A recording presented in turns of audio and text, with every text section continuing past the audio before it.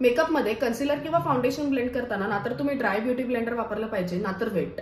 Dry beauty ब्लेंडरने जर का तुम्ही फाउंडेशन किंवा कन्सिलर ब्लेंड करायचा प्रयत्न केला तर सगळं प्रोडक्ट हे ब्लेंडर अब्झॉर्ब करेल आणि त्यामुळे तुमच्या फेसवरती कव्हरेज येणार नाही आणि प्रोडक्ट वेस्ट होईल. तसंच तुम्ही मेकअप ब्लेंड करण्यासाठी जर का वेट ब्युटी ब्लेंडर वापरला तर तुमचा मेकअप बेस हा तुमच्या ब्लेंडरवरती येईल आणि तिथे पॅचेस पडतील, त्यामुळे तुमचा मेकअप पॅची होऊ शकतो. सो ऑलवेज मेकअपमध्ये कन्सिलर किंवा फाउंडेशन ब्लेंड करण्यासाठी तुम्हाला डॅम्प ब्युटी ब्लेंडर वापरायचा आहे. हा माझा धुतलेला ब्लेंडर आहे. हा तुम्हाला आता असा दिसताना डॅम्प दिसतोय, पण ऍक्च्युअली हा वेट ब्युटी ब्लेंडर आहे. जर का मी याला स्क्वीज करते तर यातून पाणी येतंय.